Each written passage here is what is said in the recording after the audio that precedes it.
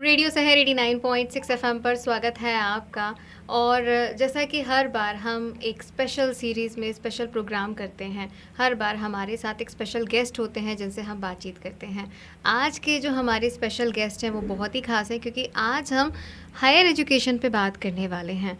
दरअसल एजुकेशन हमारी लाइफ का एक बहुत अहम और बहुत बेसिक हिस्सा है।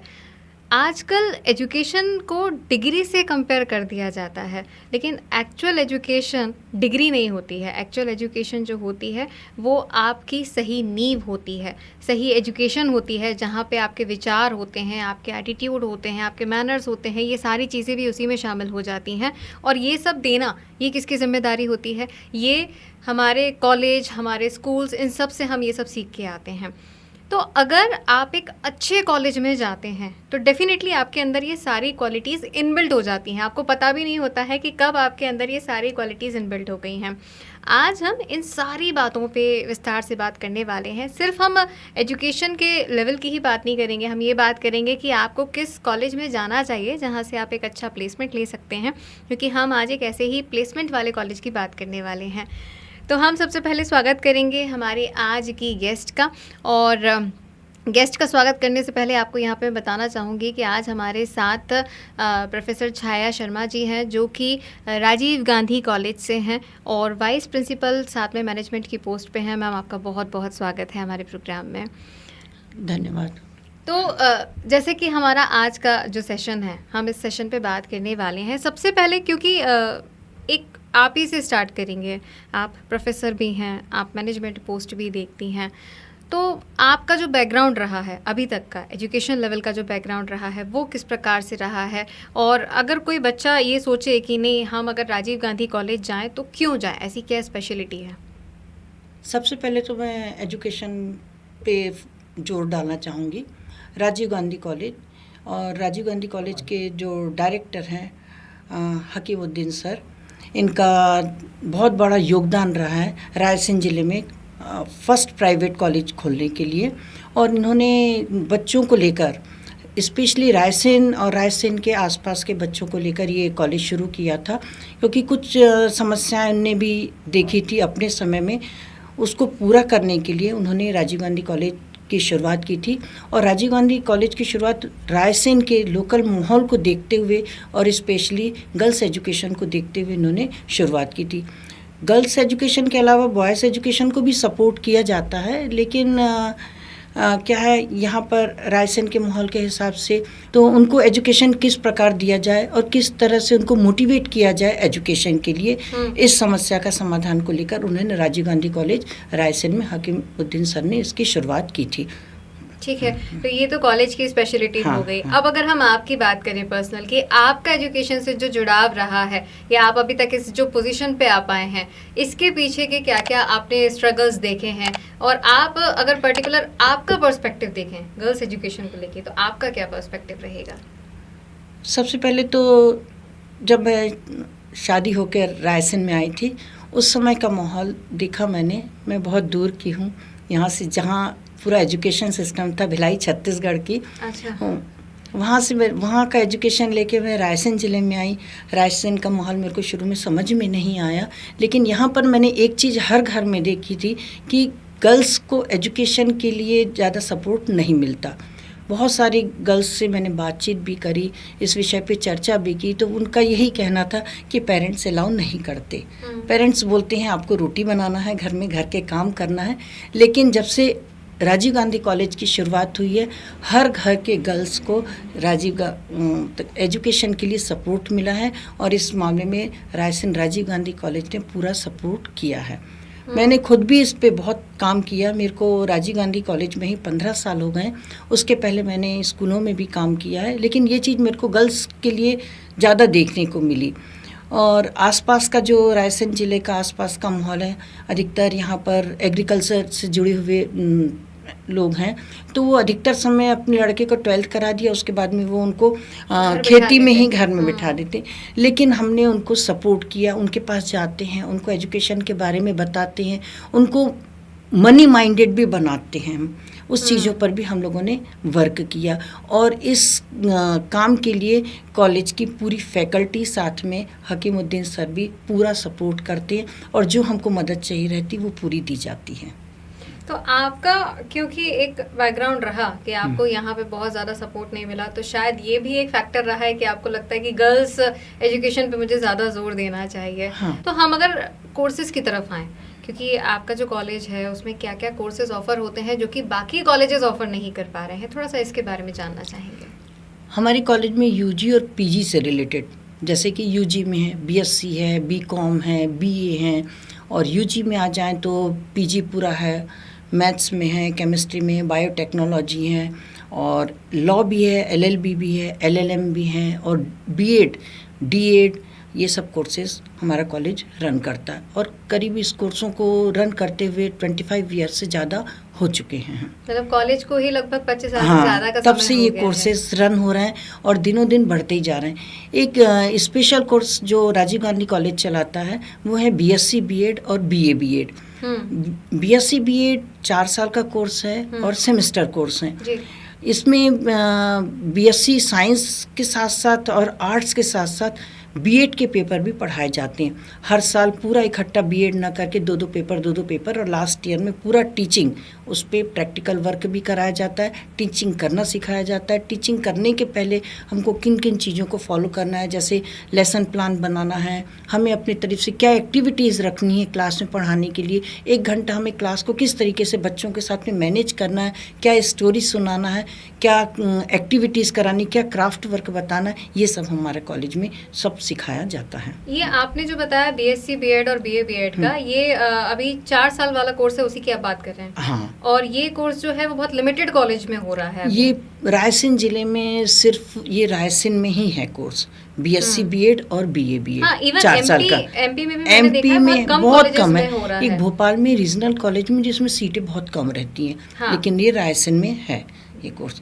और बहुत दूर दूर से बच्चे हमारे कॉलेज में आते हैं। करीब इसको भी शुरू हुए 2 बैच निकल चुके हैं, मतलब 10 साल करीब हो गए ये कोर्सेज की शुरुआत किए हुए। और कंटिन्यू एडमिशन हमारे कॉलेज में बढ़ते ही जा रहे हैं। कोर्स की स्पेशलिटी क्या रहती है? 4 साल में अगर बीएससी बीएड मिल रहा है तो ये एक एडिशनल बेनिफिट तो है बच्चे के लिए, लेकिन बच्चा अगर सोचे कि यार ऐसा तो नहीं कि पढ़ाई कम हो जाएगी, क्या ऐसा तो नहीं होता है? नहीं, ऐसा कुछ नहीं होता, बल्कि इसमें पढ़ाई ज़्यादा हो जाती।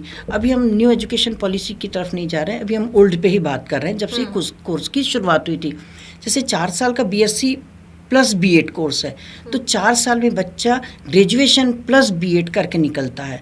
यहाँ आपका क्या, जो बीएड प्लेन करेंगे वो 2 साल जाता है, तो आपका जो 6 साल का कोर्स है वो 4 साल में कंप्लीट हो जाता है। बच्चा एक परफेक्ट टीचर बन के निकलता है, क्योंकि आजकल जितने भी प्राइवेट स्कूलों में जाओगे, आप गवर्नमेंट के लिए जाओगे, वहाँ पर बीएड कंपलसरी है।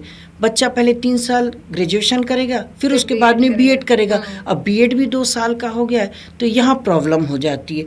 वो नॉलेज नहीं मिलता जो बीएससी बीएड करने के साथ साथ मिलता है, क्योंकि बीएड में बच्चा जिस बैकग्राउंड का है उसके सब्जेक्ट भी लेने पड़ते हैं। जैसे साइंस है तो साइंस के पेपर एक लैंग्वेज रहता है, तो बच्चा ये दोनों चीज़ों पर कवर करता जाता है, दोनों चीज़ों का, एजुकेशन का प्लस अपने सब्जेक्ट का नॉलेज लेता जाता है। और साथ साथ में हम उनको प्रैक्टिकल नॉलेज भी देते हैं। प्रैक्टिकल मीन्स से कि हमें क्लास में पढ़ाना क्या है, किस तरीके से बच्चों के सामने खड़े रहना।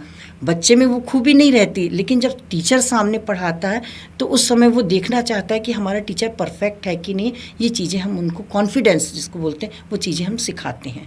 ये एक नई पॉलिसी है और जहाँ तक मुझे याद है ये शायद 2020 में आई है। yes, 2020 कोविड के समय से स्टार्ट की गई है। उस दौरान से गवर्नमेंट जो है वो एजुकेशन को लेके काफ़ी सक्रिय हो गई है। तो अगर हम नेशनल एजुकेशन पॉलिसी की बात करें तो इसमें क्या कुछ नई चीज़ें हुई हैं जो कि पिछली पॉलिसीज़ में नहीं थी? जैसे न्यू एजुकेशन पॉलिसी है, ये 2020 में स्टार्ट की गई थी कोविड के समय से। लेकिन इस पहले क्या था, 3 साल के कोर्सेज थे, बच्चा 3 साल पढ़ता था, उसको ग्रेजुएशन की डिग्री मिल जाती थी। अब लेकिन यही कोर्सेज पूरे 4 साल के कर दिए। सबसे बड़ा चेंजेस ये किया है हमने कि हर सब्जेक्ट का बच्चा हर फील्ड में जा सकता है। जैसे साइंस बैकग्राउंड का स्टूडेंट है तो वो आर्ट्स के पेपर भी पढ़ सकता है और वो कॉमर्स के पेपर भी पढ़ सकता है। कॉमर्स का है वो साइंस के भी पढ़ सकते हैं। पहले ऐसा था कि हम पर्टिकुलर सब्जेक्ट का एक नाम दे देते थे, अब यहाँ पर उनको चेंज करके major, minor, open elective, vocational सबसे अच्छा पेपर है। बच्चे को अपने आगे भविष्य में जो भी परिस्थितियाँ आती हैं उसके लिए तैयार किया जाता है, जिस बच्चे का जिस चीज़ में इंटरेस्ट हो। बहुत सारे पेपर्स हैं, हर कॉलेज अलग अलग पेपर्स प्रोवाइड करवा देते हैं, लेकिन बच्चे की यहाँ पर अपनी मर्जी चलती है, वो कौन सा सब्जेक्ट लेना चाहता है। तो उसके अकॉर्डिंग बच्चे को ये सोचिए कि बच्चे को शुरू से ही बिजनेस माइंडेड बनाया जा रहा है। सब अधिकतर अभी हमने देखा कि बच्चे गवर्नमेंट जॉब की तरफ ज़्यादा बढ़ रहे हैं, लेकिन जब नहीं मिली तब क्या करेंगे हम। तो बच्चे के साथ में एक हुनर रहता है, ये वोकेशनल कोर्स है, ये कराया जाता है और उनके साथ में उसकी डिग्री दी जाती है। अब जैसे हम न्यू एजुकेशन पॉलिसी की चर्चा करें तो न्यू एजुकेशन पॉलिसी है पूरे 4 साल की है, और 4 साल में बच्चा पूरा परफेक्ट, साथ में मिनी पीएचडी करके, मिनी रिसर्च वर्क करके वो ग्रेजुएट प्लस ऑनर्स की डिग्री लेके निकलता है। तो आपका जो कॉलेज है वो अभी इस पॉलिसी पे काम कर रहा है? हाँ, ये हमारा कॉलेज इस पॉलिसी पे काम कर रहा है। 3 साल पूरे हो चुके हैं, 4था साल ये स्टार्टिंग होगी जब से ये पॉलिसी शुरू हुई है। कोर्सेज की बात करें तो हमने यहाँ पे आपने कई सारे कोर्सेज का जिक्र किया है जो कि ग्रेजुएशन और पोस्ट ग्रेजुएशन लेवल के भी हैं, लेकिन एक एडमिशन प्रोसेस होती है जो कि बच्चों को काफ़ी हेक्टिक लगती है। कई बार ऐसा होता है कि डॉक्यूमेंट्स नहीं होते हैं, तो अगर हम एडमिशन प्रोसेस की बात करें तो थोड़ा सा उसका भी आप जिक्र कर दीजिए, क्योंकि ये टाइम चल रहा है, बच्चे अगर एडमिशन लेने जाएं तो क्या क्या तैयारी के साथ जाएं। जैसे अभी एडमिशन टाइम चल रहा है और ऑनलाइन पूरी प्रोसेस होती है। जैसे ऑनलाइन में जैसे आप तो कभी कोई भी ऑनलाइन शॉप पर भी जा सकते हैं, अपना रजिस्ट्रेशन करवा सकते हैं। अभी तो सिर्फ रजिस्ट्रेशन नहीं हो रहा है, वो ज़रूरी है। जो भी बच्चों ने 12th पास कर लिया, रजिस्ट्रेशन होना कंपलसरी है। उसके बाद में एक अलॉटमेंट आर्डर निकलता है, कॉलेज डिसाइड होता है, चॉइस फिलिंग होती है, और नहीं है तो जो कॉलेज आप चाहते हो वो एक कॉलेज भी आप फिल कर सकते हो। नहीं और ज़्यादा दिक्कत आ रही है तो आप उस कॉलेज में आ जाइए, या आप हमारे कॉलेज में, राजीव गांधी कॉलेज में आ जाइए। हम आपको पूरे वर्क करके हमारे कॉलेज में, ऑफिस में पूरा काम किया जाता है, वहीं के वहीं हम लोग कर देते हैं पूरा। तो क्या ये प्रोसेस पूरी ऑनलाइन है या ऑफलाइन भी किया जा सकता है? नहीं, ऑनलाइन है, लेकिन बच्चे को हम लोग सपोर्ट करते हैं। जैसे कई गांव के बच्चे आते हैं, नहीं है, उनको समझ में नहीं आता, तो वो कॉलेज आ जाते हैं। अपनी 12th की अभी ओरिजिनल मार्कशीट तो आई नहीं है, नेट की मार्कशीट है, वो लेके आ जाइए। साथ में 10th की मार्कशीट की ओरिजिनल कॉपी है, हमारे पास तो सिर्फ जीरोक्स रहती है, लेकिन उसको एक देखने के लिए लगता है कि वैलिड है कि नहीं है। साथ में अपने 2 फोटोग्राफ्स हैं, वो भी लेके आइए, तो वो कॉलेज ऑफिस पूरा उसको फुलफिल कर देते हैं और बच्चे को बता भी देते हैं। और होता ये है कि जैसे आप कॉलेज में आए तो बच्चे को अपने सब्जेक्ट के बारे में भी जानकारी मिल जाती है। ऑनलाइन अदर करते हैं तो वो कोई भी सब्जेक्ट भर देते हैं, बाद में परेशान होते, यूनिवर्सिटी उसको एक्सेप्ट नहीं कर रही, ये सब प्रॉब्लम आती, वो चीज़ें नहीं आती इस समय। तो बेहतर यही रहेगा कि अगर एडमिशन लेना है तो एक बार कॉलेज विजिट कर लीजिए, और टीचर्स के साथ अगर वो एक कम्युनिकेशन हो जाता है तो बेटर तरीके से बहुत अच्छे से, क्योंकि न्यू एजुकेशन पॉलिसी में जैसे अब बॉटनी है, जूलॉजी, उसमें इतने सारे पेपर हैं कि बच्चा खुद कंफ्यूज रहता है। वो सिर्फ बॉटनी, जूलॉजी या अकाउंटेंसी, मैनेजमेंट यही जानता है, लेकिन उसमें उसको क्या पेपर है लेना है, तो उसके बारे में आप फैकल्टी से आके मिलिए, हम पूरी गाइडेंस करते हैं। कई बार बच्चे को पता रहता है कि हमें इसमें इंटरेस्ट, हम तो टॉपिक वाइज बताते हैं कि इसको ये टॉपिक है तो ये इस पेपर में आएगा, ये टॉपिक आपको इंटरेस्टिंग है तो वो उस पेपर में, इस तरीके से गाइड करते हैं। हमारे कॉलेज में बहुत अच्छी मतलब वेल क्वालिफाइड फैकल्टी है जो पूरा सपोर्ट करती है। ओके, तो यहाँ पे एक जब एडमिशन के लिए बच्चा जाता है, एक सबसे इम्पोर्टेंट ख्याल उसके दिमाग में होता है कि मुझे स्कॉलरशिप मिलेगी या नहीं मिलेगी। तो क्योंकि हमने एडमिशन प्रोसेस की बात की, हमने कोर्सेज की बात की, अब सवाल उठ जाता है स्कॉलरशिप का। कई सारी जो हमारी ब्रांचेस होती हैं या हमारी कैटेगरीज होती हैं, उनके वाइज भी स्कॉलरशिप रजिस्टर्ड होती हैं, तो उनके बारे में भी थोड़ा सा अगर आप गाइड करें।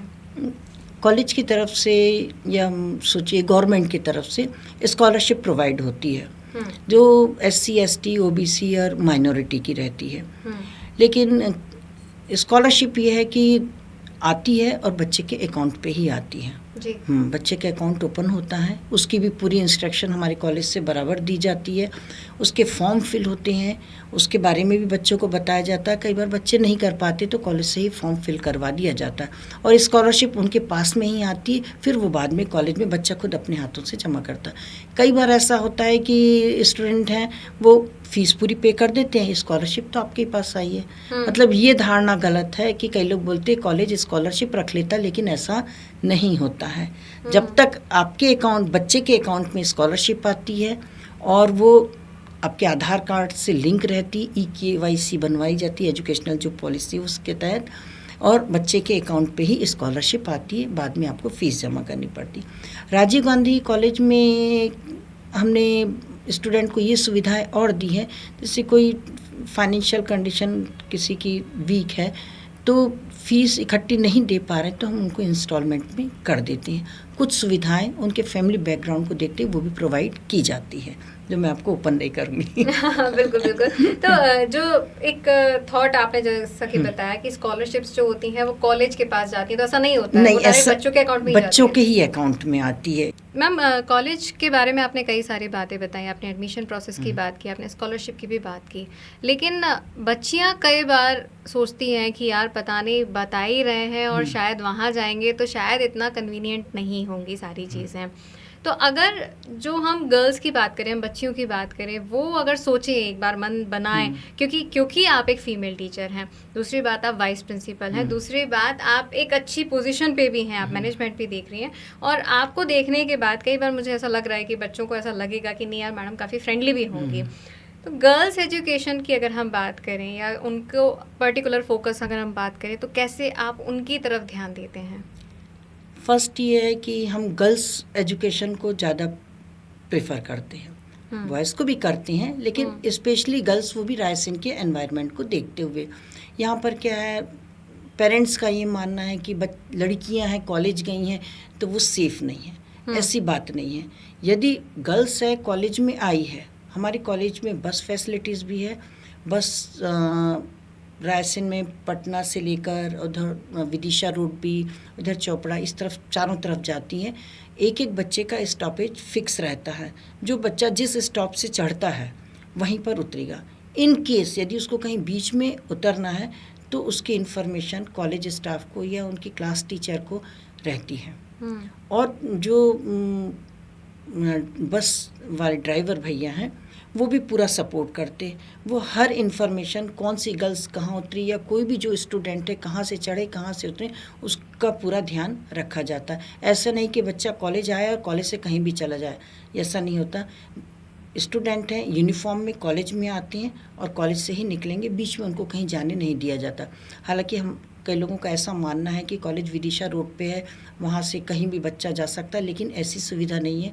कॉलेज की फैकल्टी इसका पूरा ध्यान रखती है और स्पेशली हम लोग गर्ल्स एजुकेशन को ज़्यादा ध्यान रखते हैं।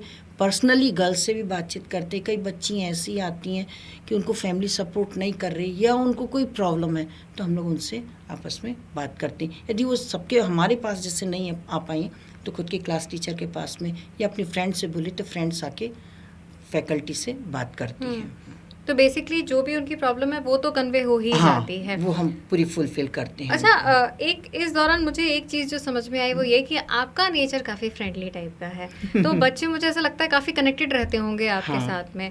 मे बी शायद इसका एक रीज़न ये है कि आपको इस फील्ड में काफ़ी अनुभव हो गया है। तो आप थोड़ा सा अपने बारे में बताइए कि आपका एक्सपीरियंस कितना क्या हुआ है इसमें? मेरे को एजुकेशन फील्ड में 20 साल से ज़्यादा हो गए हैं, लेकिन इस राजीव गांधी कॉलेज में मेरे को 15 साल हो गए हैं। ओके। हाँ, तब से मतलब बच्चों को तो पूरा सपोर्ट करती हूँ, उनकी प्रॉब्लम भी सुनती हूँ, उनके पास बैठ के बातचीत भी करती हूँ। जनरली रायसेन वैसे सभी लोग जानते हैं मेरे को, लेकिन यह है कि उनकी प्रॉब्लम अधिकतर फैमिली जानती है। यहाँ की लोकलाइट भी हूँ तो फैमिली सपोर्ट करती है उनको। हाँ कि छाया मैडम जा रही हैं या उस कॉलेज में हैं तो हम बच्ची को भेज सकते हैं और बच्चियाँ सेफ भी हैं।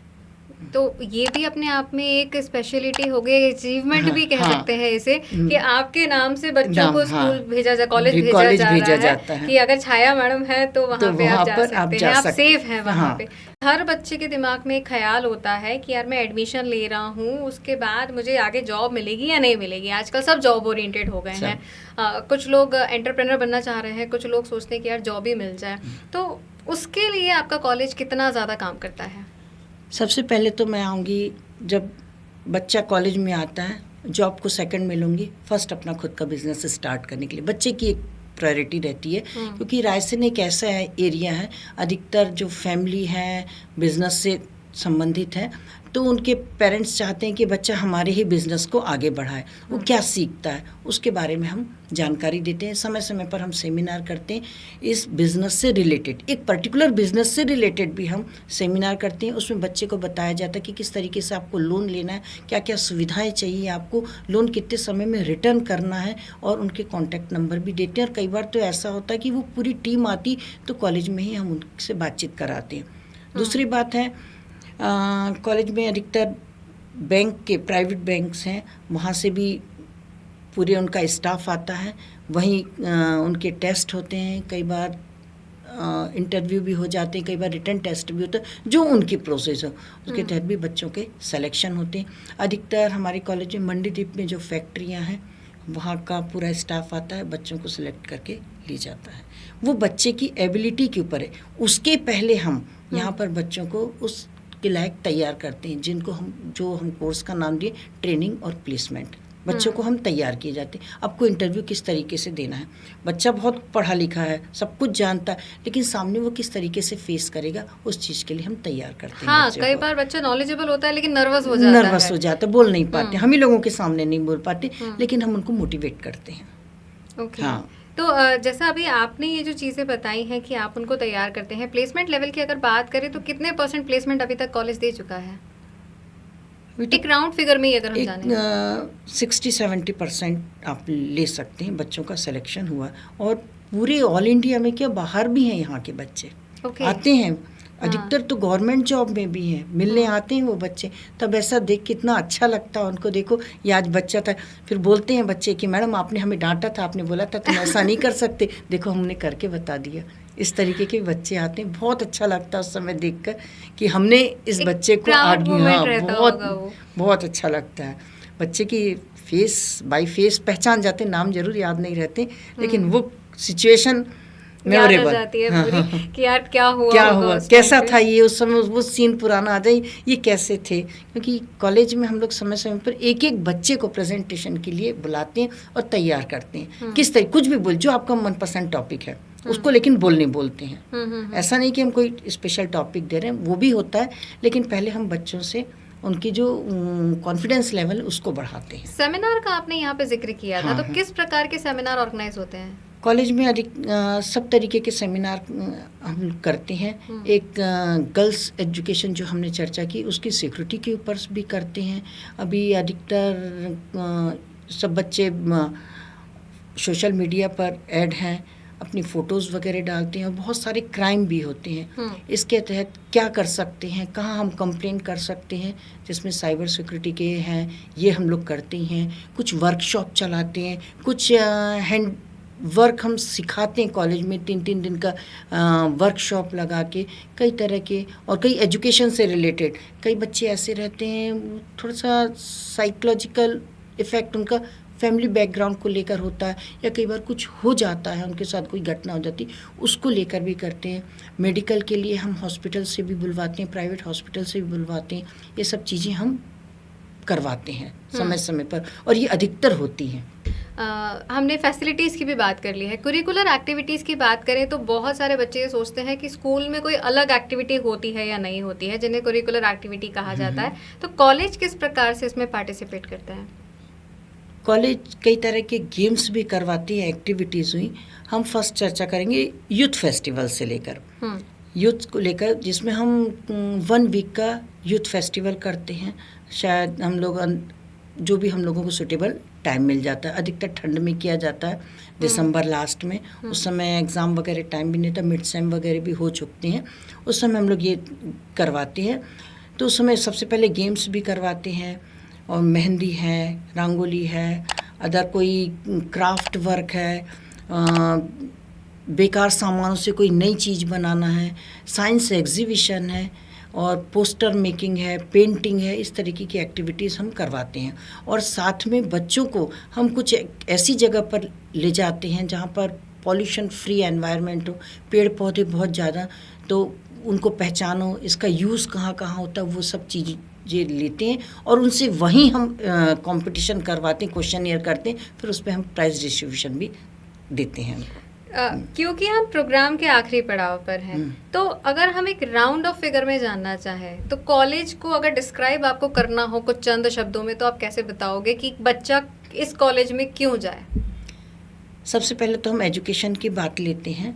राजीव गांधी कॉलेज एक ऐसा एजुकेशन देता है जो मेरे को नहीं लगता कि रायसेन में कोई कॉलेज में मिलता होगा। आप यहाँ ये मत सोचिए कि मैं कॉलेज की बहुत ज़्यादा तारीफ़ कर रही हूँ, तारीफ़ तो करना ही है, लेकिन ये मैंने देखा है एजुकेशन पूरा रहता है, फैकल्टी पूरा सपोर्ट करती है, कॉलेज के डायरेक्टर सर हकीमुद्दीन सर भी पूरा सपोर्ट करते हैं, प्रैक्टिकल वर्क से लेकर कंप्यूटर से लेकर जो भी जिस चीज़ की डिमांड मैनेजमेंट करता है या हमारा स्टाफ करता है, वो पूरी सुविधाएं उनको दी जाती।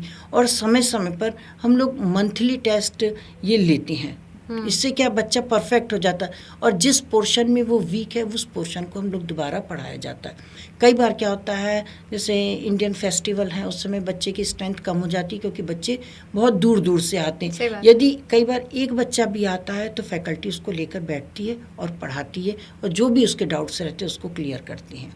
इस तरीके की सुविधाएं हम लोग हमेशा, कोई फैकल्टी के बारे में या कॉलेज के बारे में कोई नहीं बोल सकता। रायसेन का ये एक ऐसा कॉलेज है यहाँ पर पूरे लेक्चर्स लगते हैं और बच्चों को पढ़ाया भी जाता है, और फैकल्टी अभी भी आप आके देख लीजिए, पूरी फैकल्टी अवेलेबल है।